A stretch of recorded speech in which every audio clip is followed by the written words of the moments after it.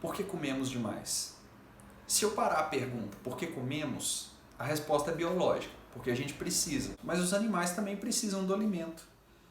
E se a gente pensar num animal no seu habitat natural, ele não come demais, ele come o suficiente.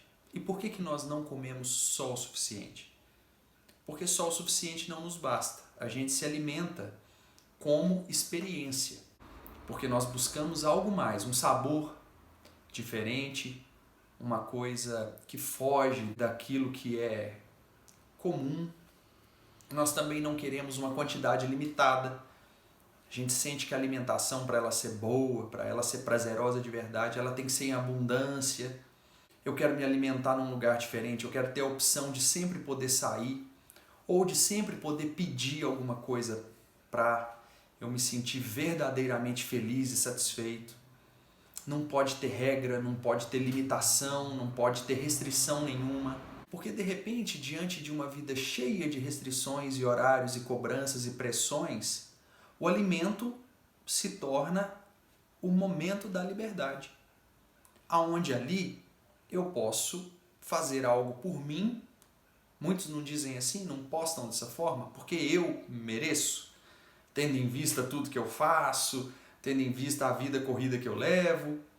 Então eu mereço a minha comida, eu mereço que seja uma experiência total e que ninguém ou nada atrapalhe isso.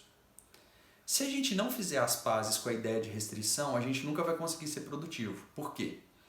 O corpo acaba cobrando um preço alto. Se eu for viver de forma excessiva a minha relação com a comida, quem paga é o nosso corpo.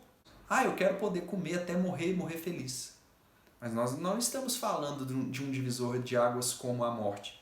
Nós estamos falando de uma série de problemas de saúde que podem fazer com que o cuidado com você mesmo seja muito difícil e que até outras pessoas precisem cuidar de você também. Viver uma vida com um corpo sobrecarregado, que você ali utilizou o seu organismo ao máximo para obter prazer ao máximo, e de repente você ter que carregar um corpo pesado ou doente, é muito ruim. Então o que a gente entende? A gente entende que existiu uma inconsequência, de que eu agi de forma irresponsável com o meu corpo.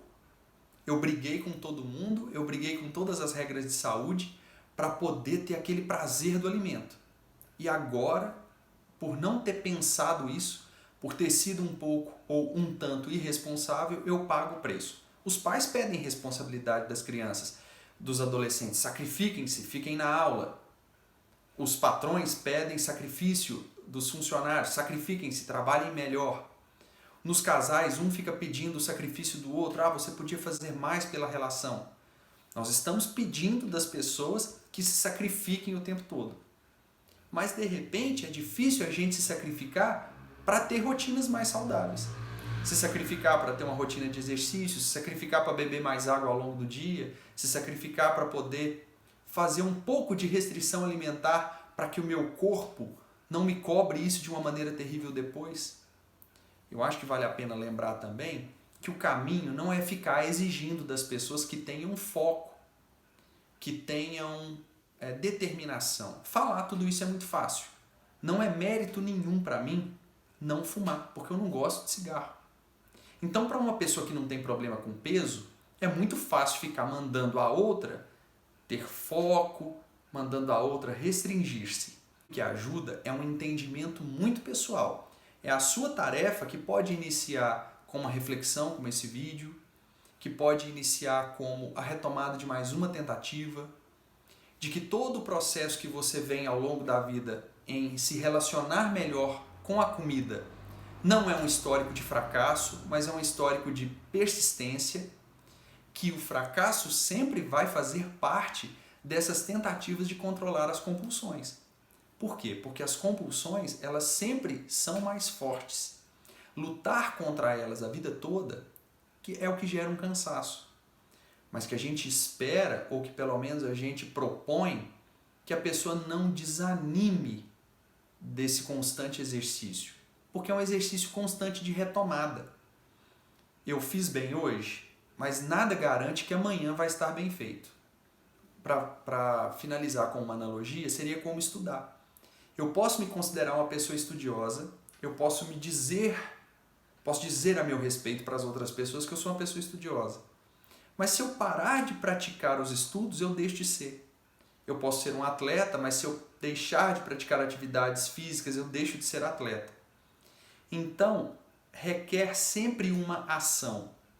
E sempre ter essa ação, sempre ter essa insistência e essa persistência, que é a grande dificuldade. Porque a partir do momento que eu deixo de praticar aquilo que é bom, que vem através do sacrifício, que vem através da penitência, eu estou saindo um pouco do caminho. Então é uma prática de retomadas, é uma prática de esforço contínuo, que nem sempre temos energia para fazer essa dinâmica funcionar. Por que comemos demais? A pergunta surge de novo com um autoquestionamento.